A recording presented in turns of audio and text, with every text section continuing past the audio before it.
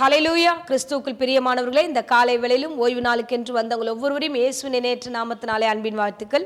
தேவ சமூகம் நம்மை நடத்தி கொண்டிருக்கிறது. இந்த நாளிலும் தேவ பிரசன்னத்துக்கு நேராக நாம் கடந்து செல்வோம். கண்களை மூடி நாம் ஜெபிப்போம். ஸ்தோத்திரம் ஆண்டவரே, பிதாவே உம்மை ஸ்தோத்திரம் பண்ணுகிறோம். அப்பா, உம்முடைய கிருபைக்காக நன்றி, எங்களை நடத்துகிறதுக்காக நன்றி, இம்மட்டும் காத்ததுக்காய் ஸ்தோத்திரம் ஆண்டவரே. இன்றைக்கு பிரசங்கத்தை ஆண்டவரே எங்களோடு நீர் பேச போகிற கிருபைக்காக ஸ்தோத்திரம் ஆண்டவரே. ஏசப்பா, உமக்கு நன்றி நன்றி ஆண்டவரே. அப்பா, இந்த பிரசங்கத்து மூலமா அநேகருக்கு பிரயோஜனம் உண்டாகட்டும். தேவ ஆலோசனைகளை கொடுத்து வழி நடத்துவீராக. எல்லா தடைகளும் எடுத்து போடுங்க. தேவ பிரசன்னம் கூடவே இருந்து வழி நடத்துவதாக. இயேசுவின் நாமத்தினால் இந்த வேலையை ஒப்படைக்கிறேன், ஜீவனுள்ள நல்ல பிதாவே, ஆமேன் ஆமேன். ஹல்லேலூயா. இயேசு நல்லவர். இம்மட்டும் கர்த்தர் நம்மை நடத்தி கொண்டிருக்கிறார். தேவனுடைய கிருபையினால நாம் நடத்தப்படுகிறோம். பாருங்க, கடந்த நாட்கள் VBS தேவனுடைய கிருபையினால நன்றாய் சபையில் நடந்தது. அது மாத்திரம் அல்ல, வெளியில நாங்க அந்த பிள்ளைகளுக்காக எடுத்த முயற்சிகள் ஒவ்வொன்றையும் கர்த்தர் ஆசீர்வதித்தார். எல்லா பிள்ளைகளும் மன நிறைவோடு வந்து தேவ சமூகத்தில் ஆசீர்வாதத்தை பெற்றுக்கொண்டார்கள். ஒரு மன நிறைவு எங்களுக்கும் அந்த நாட்கள்ல உண்டானது. அந்த 1 வீக் எப்படின்னா, வந்த பிள்ளைகளுக்கு இருதயத்தில் ஒரு நல்ல வார்த்தை விதைத்திருக்கிறோம் என்பதை மாத்திரமல்ல, அந்த பிள்ளைகள் மனமகிழ்ச்சியா இருக்கத்தக்கதாக அவர்களுக்கு ஏற்ற கிஃப்ட்களையும் கர்த்தர் கொடுத்து அந்த நாள் முழுவதும் என் தேவனாகிய கர்த்தர் அந்த வாரம் முழுவதும் நேர்த்தியாய் நடத்தினார். தேவனுடைய கிருபை அல்லாமல் வேறு ஒன்றுமில்லை. ஆமென். ஹல்லேலூயா. ஒவ்வொரு கூட்டத்தையும் கர்த்தர் அவர் நாம மகிமைக்கென்று நடத்தி கொண்டிருக்கிறார். இம்மட்டும் நம் சபையோடு இருந்து அநேக காரியங்களை கர்த்தர் செய்து கொண்டே இருக்கிறார். ஆமென். ஹல்லேலூயா. சோ இந்த நாளிலும் இந்த ஓய்வு நாளுக்கென்று நீங்க வந்திருக்கீங்க. நிச்சயமா கர்த்தர் உங்கள் ஒவ்வொருவரும் கூட கர்த்தர் பேச வல்லவராயிருக்கிறார். பாருங்க, ஆவிக்குரிய வாழ்க்கையில நமக்கு எது பிரயோஜனமானது அப்படின்னா, கர்த்தர் நம்ம வாழ்க்கையில நிறைய நன்மைகள் செய்யணும்னா தேவ ஆலோசனைகளை கேட்டு அதை நம்முடைய வாழ்க்கையில பயன்படுத்தும் போது அது நமக்கு பெரிய பிரயோஜனமா இருக்கும். வேத வசனங்கள், வேத வார்த்தைகள் நம்ம வாழ்க்கையில அது கிரியை செய்யும் போது பெரிய ஆசீர்வாதமா இருக்கும். ஆமென். ஹல்லேலூயா. இன்னைக்கு ஆலோசனைகள் சொல்லும்போது நிறைய ஆலோசனைகள் வெளியில வருது. நம்ம வெளியே ஆலோசனைகளை கேட்பதை காட்டிலும் நமக்காக கர்த்தர் கொடுத்திருக்கிற இந்த வேதத்திலிருந்து வருகிற ஆலோசனைகள் பெரிய விஷயம். ஹல்லேலூயா. இந்த ஆலோசனைகள் படி நம்ம கேட்டு நடந்தா நம்முடைய வாழ்க்கையில அநேக பிரயோஜனமான நன்மைகளை நாம் பெற்றுக்கொள்ள முடியும். ஆமென். ஹல்லேலூயா. சோ இப்பொழுதும் 2 ராஜாக்கள் 5ஆம் அதிகாரம் 1ஆம் வசனம் 10ஆம் வசனம் அப்படியே தொடர்ச்சியாக 14ஆம் வசனம் நாம் சேர்ந்து வாசிப்போம். சீரிய ராஜாவின் படைத்தலைவனாகிய நாகமான் என்பவன் தன் ஆண்டவனிடத்தில் பெரிய மனுஷனும் எண்ணிக்கை உள்ளவனுமாயிருந்தான். அவனை கொண்டு கர்த்தர் சீரியாவுக்கு ரட்சிப்பை கட்டளையிட்டார். மகா பராக்கிரமசாலியாகிய அவனோ குஷ்டரோகியாய் இருந்தான். அப்பொழுது எலிசா அவனிடத்தில் ஆள் அனுப்பி, நீ போய் யோர்தானில் 7 தரம் ஸ்நானம் பண்ணு, அப்பொழுது உன் மாம்சம் மாறி நீ சுத்தமாவாய் என்று சொன்னான். அப்பொழுது அவன் இறங்கி தேவனுடைய மனுஷன் வார்த்தையின்படியே யோர்தானில் 7 தரம் முழுகின போது அவன் மாம்சம் ஒரு சிறு பிள்ளையின் மாம்சத்தை போல மாறி அவன் சுத்தமானான். ஆமென். ஹல்லேலூயா. பாருங்க, சீரிய ராஜ்யத்தினுடைய படை தளபதியை குறித்து நம்ம இன்னைக்கு பார்க்க போகிறோம். நாகமான், அந்த மனிதனுக்கு ஒரு குஷ்டரோகம் இருந்தது. சரீரம் முழுவதும் அவன் பாதிக்கப்பட்டிருக்கிறான். வலி நிறைந்து அவன் அந்த வலி நிமித்தமாகவே அவனுடைய வாழ்க்கை போய் கொண்டிருக்கிற உபத்திரவ பாதையில அவன் இருக்கிறான். ஹல்லேலூயா. அப்பேற்பட்ட இடத்துல, அவன் பலவீனப்பட்ட ஒரு இடத்துல அவன் வாழ்க்கையில 3 விதமான ஆட்கள் சந்திக்கிறார்கள். 3 விதமான ஆலோசனைகள் அவனுக்கு வருகிறது. அந்த ஆலோசனை நாகமான் எப்படி பெற்றுக்கொண்டான் என்பதை நம்ம பார்க்கலாம். இப்போ இந்த இடத்துல இந்த நாகமானுக்கு பார்க்கிறோம், அவன் சரீரம் முழுவதும் பலவீனப்பட்டது. அவன் கூட இருக்கிறவங்க யாருமே இப்படி பலவீனமா இருக்கீங்க, உடம்பு பார்த்துக்கங்க, இல்ல உடம்புக்கு இந்த ரெடி பண்ணிக்கங்கன்னு யாரும் அவங்க கிட்ட சொன்னதா இங்க சொல்லப்படல. ஏன்னா ஒருவேளை அவன் அதிகாரத்தில் இருக்கிறதுனால நாகமானுக்கு அந்த வார்த்தை யாரும் சொல்லியிருக்க மாட்டாங்க. இந்த நாகமான் தன் வீட்டுக்கு வருகிறான். வீட்டுக்குள்ள அடிமை பெண்ணாகிய ஒரு சிறு பெண் இருக்கிறா. ஹல்லேலூயா. சோ இஸ்ரவேல் நாட்டிலிருந்து அந்த பிள்ளையை கொண்டு வந்திருப்பாங்க. இப்போ அந்த வீட்டுல அந்த பிள்ளை ஒரு அடிமை பெண்ணா இருக்கிறா. அந்த பெண்ணு, அந்த அடிமை பெண்ணு அந்த எஜமான் படுகிற வேதனைகள் எல்லாம் பார்க்கிறா. முதல் ஆலோசனை அவன் பெற்றுக்கொள்ளுகிற ஆலோசனை பார்த்தீங்கன்னா, அந்த சிறு பெண் அந்த எஜமானனை பார்க்கறான், நாகமானை பார்க்கறான். பார்த்துட்டு, இவர் இவ்வளோ கஷ்டப்படுறாரு, எங்க ஊர்ல ஒரு தீர்க்கதரிசி இருக்கிறார், அவரிடத்துல போனா இவருக்கு சுகம் வரும் என்று சொல்லி அந்த சிறு பெண் விசுவாசத்தோட ஒரு வார்த்தையை சொல்லுகிறார். அல்லேலூயா. நம்ம வாசிக்கலாம். 2 ராஜாக்கள் 5ஆம் அதிகாரம் 3ஆம் வசனத்தில் நம்ம வாசிச்சோம்னா, அவன் நாச்சரண்டையில போய் அவள் சொல்லுகிற வார்த்தையை நாம் வாசிப்போம். அவள் தன் நாச்சியாரை பார்த்து, என் ஆண்டவன் சமாரியாவில் இருக்கிற தீர்க்க தரிசனத்தில் போவாரானால் நலமாயிருக்கும்.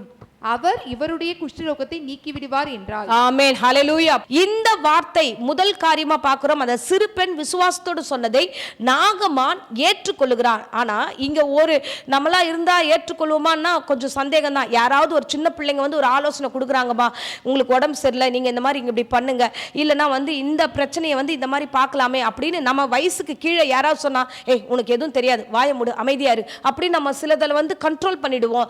சின்ன பிள்ளைங்க பேசினா நம்ம அதெல்லாம் வந்து நம்ம கன்சிடர் பண்ண மாட்டோம். ஆனா இந்த வேத வசனத்துல நாம கற்றுக்கொள்ளக்கூடிய பாடம் என்னன்னா, நாகமான் ஒரு பெரிய தளபதியா இருந்தும் சின்ன பிள்ளை என்னமோ சொல்லுகிறாளே அப்படின்னு அவள் விசுவாசத்தை அவன் விசுவாசித்தான். ஆமென், அல்லேலூயா.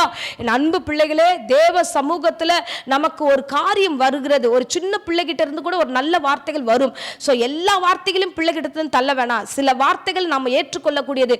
கர்த்தர் சில தரிசனங்களை கொடுப்பார், சில வார்த்தைகளை கொடுப்பார், சில விஷயங்களை அவங்களோட பேசியிருப்பார். அவங்க நம்ம கிட்ட ஷேர் பண்ணும்போது நம்ம என்ன பண்ணணும்னா, நம்ம வீட்டில் இருக்கிற நாம அதை கவனித்து கேட்கும்போது அங்கிருந்தும் தேவ வார்த்தைகள் நமக்கு புறப்படும். அல்லேலூயா, அல்லேலூயா. கர்த்தர் நல்லவர்.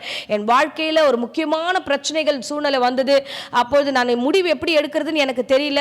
அப்போ அதை உட்கார்ந்து நான் அழுதுகிட்டு இருக்கேன், என்ன முடிவுன்னு தெரியலன்ட்டு புலம்பிக்கிட்டு இருக்கேன், என்ன செய்யறதுன்னு புலம்பிக்கிட்டே இருக்கும்போது என் சகோதரி ஸ்கூல்ல இருந்து வராங்க. அவங்க வரும்போது சின்ன பிள்ளை அவ வந்து, அக்கா நான் உங்ககிட்ட ஒரு கனவு சொல்ல மறந்துட்டேன்க்கா, இந்த மாதிரி ஒரு கனவு காலையில் எனக்கு ஆண்டவர் கொடுத்தாரு, உங்ககிட்ட சொல்ல சொன்னான்னு. அவங்க சொன்னதுக்கு அப்புறம் தான் அன்னைக்கு அந்த டேல நடக்கிற பிரச்சனைகள் அவங்களுக்கு தெரியாது, ஸ்கூலுக்கு போயிட்டாங்க. ஆனால் அந்த டே முடியறதுக்குள்ள அந்த கனவு ஈவினிங் என்கிட்ட வரும்பொழுது அந்த கனவின் காரியங்களை குறித்து கர்த்தர் திட்டமாய் அப்படியே அடியனிடத்துல பேசினார். அல்லேலூயா. அப்போ ஒரு சிறு பிள்ளையின் மூலமாகவும் கர்த்தர் பேச வல்லவராய் இருக்கிறார். ஆமென். அப்போ இங்க நாகமான் ஒரு புறஜாதியான மனுஷன் இந்த மகளுடைய விசுவாசத்தை, எங்க ஊர்ல இருக்கிற ஒரு தீர்க்கதரிசி எங்க ஆண்டவர் மூலமா ஒரு பெரிய சுகத்தை தருவார் என்று விசுவாசத்தோடு சொன்ன அந்த ஒத்த வார்த்தையை, அந்த சிறு பிள்ளையுடைய வாயின் வந்த வார்த்தைகளை அப்படியே நாகமான் அங்கீகரித்தான். ஆமென், ஹல்லேலூயா. ஸோ உங்கள் வாழ்க்கையிலையும் ஆண்டவர் பெரிய காரியங்களை செய்யணும். நீங்கள் வந்து இவங்க கிட்டேருந்து நம்ம அந்த வார்த்தையை வாங்கக்கூடாது, அவங்க கிட்டேருந்து இந்த வார்த்தை வாங்கக்கூடாது, இவங்க சொன்னால் நம்ம பேசக்கூடாது, கர்த்தர் டைரெக்டாக என்கிட்ட தான் பேசணும். இல்லை, கொஞ்சம் நிதானமாக அவன் எப்படிப்பட்டவனா இருந்தானா, அவனோட ஸ்தானம் பாருங்களேன், ஒரு பெரிய ஸ்தானம், அங்கீகரிக்கப்பட்ட ஒரு இடத்துல இருக்கிறாரு, அதிகாரம் உள்ள இடத்துல இருக்கிறாரு. ஆனால் அதிகாரம் உள்ள இடத்துல இருக்கிறவன் வசனம் சொல்லுகிறது, பேதுருல 1 பேதுரு 5ஆம் அதிகாரத்தில் நம்ம வாசிக்கிறோம், தாழ்மை உள்ளவருக்கு கர்த்தர் கிருபை அளிக்கிறார். இவன் தாழ்ந்து கீழே வந்து தன் வீட்டு வேலைக்காரி ஒரு அடிமை பெண், அந்த அடிமை பெண் சொல்ற அந்த வார்த்தை அவர் ஏற்றுக்கொண்டார். ஆமென், அல்லேலூயா. இன்றைக்கு முதல் காரியமா உங்களிடத்துல சொல்லுகிறேன், நீங்கள் தாழ்மைப்படும் பொழுது இறங்கி சில வார்த்தைகளை கன்சிடர் பண்ணி நீங்க யோசிச்சு கேட்கும் பொழுது என்ன சொல்லுகிறாங்க லிசன் பண்ணீங்கன்னா கண்டிப்பா உங்களுக்கு கிடைக்க வேண்டிய வழியும் வார்த்தைகளும் அந்த இடத்துல உண்டாகும். கர்த்தர் நாகமானை ஆசீர்வதித்தார். அந்த பிள்ளை சொன்னதுக்கு அப்புறம் அவன் விசுவாசித்து அந்த ஊருக்கு அவன் கடந்து போகிறான். ஆமென், அல்லேலூயா. என் தேவன் எவ்வளவு பெரியவர் பாருங்களேன். அந்த வார்த்தையை விசுவாசிக்க வேண்டிய அதிக அவசியம் அவனுக்கு இல்லை. சின்ன பொண்ணு, நான் உங்ககிட்ட ஏன் பேசணும், நீ வேற ஊர்ல இருந்து வர, எங்க ஊர்ல நிறைய நதிகள் இருக்கு, அங்கேயே பெரிய ஆசீர்வாதங்கள் இருக்கு, நாங்க எங்க ஊர்ல தீர்க்கதரிசிகள் இருக்காங்க, எங்க ஊர்ல தெய்வங்கள் இருக்கு, நாங்க பாத்துக்கிறோம் அப்படின்னு அவர் சொல்லியிருக்கலாம். ஆனா அதை எதையுமே அவர் சொல்லாம அந்த பிள்ளை சொன்னதை நம்பி அவன் விசுவாசித்து அந்த வார்த்தையை நம்பி அவன் கடந்து போகிறான். ஆமென், அல்லேலூயா. நம்ம இரண்டாவதா பார்க்கிறோம், இந்த பிள்ளை சொன்ன மாத்திரத்துல இந்த காரியத்தை கேட்டுக்கொண்டு அவர் கடந்து போகிறார். எலிசாவிடத்துல அவர் கடந்து போகிறார். ஆமென், அல்லேலூயா. எலிசாவிடத்துல போகும்போது அங்கே அவர் வழியெல்லாம் ஒரு காரியத்தை யோசிச்சுக்கிட்டே போறாரு. என்னன்னு யோசிச்சுட்டு போறாரு நாகமன்னா, ஓகே இப்போ நம்ம ஒரு இடத்துக்கு போறோம், அங்க ஒரு பெரிய ஊழியக்காரரை நம்ம பார்க்க போகிறோம், அவர் நம்மளை தொட்டு சுகப்படுத்தி நம்மளை ஆசீர்வதித்து நம்மளை நல்லா நடத்துவார் அப்படின்ற மனரம்யமாய் அவர் அங்கே கடந்து போகிறார். அங்கே கடந்து போகும்போது அங்கே நடக்கிற சம்பவத்தை வாசிக்கலாம். 5ஆம் அதிகாரம் 10ஆம் வசனம். அப்பொழுது எலிசா அவனிடத்தில் ஆள் அனுப்பி, நீ போய் யோர்தானில் 7 தரம் ஸ்நானம் பண்ணு, அப்பொழுது உன் மாம்சம் மாறி நீ சுத்தமாவாய் என்று சொன்னான். ஆமென், ஹல்லேலூயா. இந்த வார்த்தையை கேட்டதுமே நாகமானுக்கு கோபம் வந்துருது. ஏன்னா அவன் என்ன மைண்ட் செட்ல வந்துட்டு இருக்கிறான்னா, நம்மளை தொட்டு, மேல் வசனம் வாசிச்சிங்கன்னா, அவன் என்னை தொட்டு பார்த்து எனக்கு ஏதாவது பண்ணுவான் விசுவாசத்தோடு அவன் சில விஷயங்கள்லாம் யோசிச்சுக்கிட்டு வரான். ஆனா அங்க எதுவுமே நடக்கல. எதுவுமே நடக்காம அந்த எலிசா பார்த்து சொல்லுகிறார், நீ போய் நீ ஸ்நானம் பண்ணு, அல்லேலூயா. தீர்க்கதரிசியினுடைய வார்த்தையை அந்த இடத்துல அவன் வந்து அக்செப்ட் பண்ணிக்கவே இல்லை. ஏன்னா அவன் ஊர்ல அவன் பெரிய தளபதியா இருக்கிறான். அப்ப அவன் வந்து எப்படி வரும்போதேனா பணத்தோட வரான், பெரிய பொருட்களோடு வருகிறான், பேரும் பெருமையோடு வருகிறான். அது மட்டும் இல்லாம அந்த நாட்டில் அந்த ராஜா கிட்ட பத்திரத்தெல்லாம் எழுதி வாங்கி இந்த ஊர் ராஜா கிட்ட பேசலான்னு ஒரு பெரிய அதிகாரத்தோடு அவன் வரும்போது இங்க அந்த அதிகாரம் செல்லல, அந்த முகத்தை கூட அவர் எலிசா பார்க்கல, எதுவுமே பண்ணலன்னு போது இங்க அவனுக்கு கடும் கோபம் வந்தது என்று வசனம் சொல்லுகிறது. அல்லேலூயா, அல்லேலூயா. அப்போ அந்த இடத்துல நின்று நம்மளா இருந்தா கூட அப்படிதான் யோசிச்சு நின்றுட்டு இருப்போம். அடுத்து என்ன நடக்குது அப்படின்னா, அவன் அந்த கோபத்தோடு அந்த இடத்துல நிற்கும் போது கூட இருக்கிற வேலைக்காரன் சொல்லுகிறான், இல்ல ஐயா நீங்க கொஞ்சம் நீங்க வந்து அவர் சின்ன வேலையை தான் சொல்லியிருக்கிறாரு, பெரிய வேலையை சொல்லல, நீங்க கொஞ்சம் கன்சிடர் பண்ணுங்கன்னும் போதே அவன் யோசிக்கிறான். அல்லேலூயா. அவன் யோசிச்சு அந்த இடத்துல நின்று சரி ஓகே அப்போ நம்ம இதை செய்யலாம். அப்போ ரெண்டாவது அவன் எடுக்கிற முடிவு என்ன முடிவு எடுக்குன்னா, ஒரு தீர்க்கதரிசி அது அவர் ஸ்தானத்தில் இருக்கிறாரு. ஆனால் இந்த நாகமானுடைய ஸ்தானம் பார்த்தீங்கன்னா அவன் இங்கேயும் தன்னை தாழ்த்துகிறவனாக தன்னை ஒப்பு கொடுக்கிறான். அல்லேலூயா. ஸோ தன்னுடைய மேன்மையை விட்டு, தன்னுடைய பணத்தின் பெருமையை விட்டு, அவனுடைய அந்தஸ்தை விட்டு, அவனுடைய சிலதை விட்டு கொடுத்தாதான் அந்த குஷ்டரோகம் கடந்து போகும் என்பதை அந்த நேரத்தில் அவன் உணர்ந்தான். அல்லேலூயா. இன்றைக்கு நாம சில ஸ்தானங்களில் உட்கார்ந்துட்டு இருக்கிறோம், சில மதிப்பு நிறைந்த இடத்துல இருக்கிறோம், நம்ம பெரிய அந்தஸ்துல இருக்கிறோம். என்னுடைய அந்தஸ்து எப்படி தெரியுமா, சில நேரங்களில் நம்ம வந்து பக்கத்தில் யாராவது வந்து எளிமையானவர்கள் உட்கார்ந்தா கூட நம்ம யோசிக்கிறோம், இன்னும் இவங்க ஒரு மாதிரி இருக்கிறாங்க, இவங்க பக்கத்தில் எப்படி உட்கார்றது அப்படின்னு நம்ம சிலதெல்லாம் வந்து உட்கார்றதே கூடலாம் யோசிக்க ஆரம்பிக்கிறோம். ஆனால் இந்த படை தளபதி அவன் வந்து தொடுவான் என்று எதிர்பார்த்தான் இல்லை, ஆனால் சிலதை சொல்லும் போதே அவன் அக்செப்ட் பண்ணிக்கிறான். ஓகே அப்போ இந்த இடத்துல இந்த காரியத்தை நாம இப்படிதான் போகணும் என்று தன்னை இணக்கமாய் ஒப்பு கொடுத்தான், இணங்கி தன்னை தாழ்த்தி தன்னை ஒப்பு கொடுத்தான். ஆமென், அல்லேலூயா.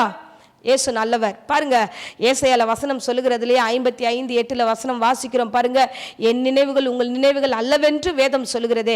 இப்போ அவன் நினைச்சுக்கிட்டு வந்த நினைவு எதுவுமே நடக்கல, ஆனா அங்க ஆண்டவர் அவனை வித்தியாசமா நடத்துகிறான். அவன் பெருமையும் அவனுடைய அந்தஸ்தியும் அவனுடைய எல்லா ஆஸ்திகளையும் ஒன்றும் இல்லாம தரையில போட்டுட்டு அவனை வெறுமையாக்குகிற இடத்துல கொண்டு வந்து அவனை தாழ்மையில நிற்கிறானான்னு பார்த்தான், அவன் நின்றான். ஆமீன், அல்லேலூயா. இது மகிமையான ஒரு காரியம், ஒரு கிறிஸ்தவர்களும் கற்றுக்கொள்ள வேண்டிய காரியம். நாம் எங்கே போனாலும் நம்மளுடைய படிப்பு, மேன்மை, நம்மளுடைய ஆஸ்தி, அந்தஸ்து எதுவுமே பரலோகத்துக்கும் எடுத்துக்கொள்ளப்பட மாட்டாது. ஆண்டவரும் அதை கன்சிடர் பண்ண மாட்டார். ஆமீன், அல்லேலூயா. அதை நன்று உணர்ந்தது தான் இந்த நாகமான். உணர்ந்தான், விட்டு கொடுத்தான், அந்த தெய்வீக ஆலோசனை ஏற்றுக்கொண்டு அவன் யோர்தான் நதிக்கு கடந்து போகிறான். வாசிக்கலாம். யோர்தான் நதியில அவர் போய் அந்த இடத்துல நிற்கும் பொழுது ரொம்ப அருமையான ஒரு காரியத்தை நம்ம வாசிக்கிறோம் பாருங்க. அவன் அங்க ஒவ்வொரு முறை அவன் வந்து அந்த தண்ணியில இறங்குகிறான். வாசிக்கலாம். 2 ராஜாக்கள் 5ஆம் அதிகாரம் 14ஆம் வசனத்தை நாம் வாசிப்போம்.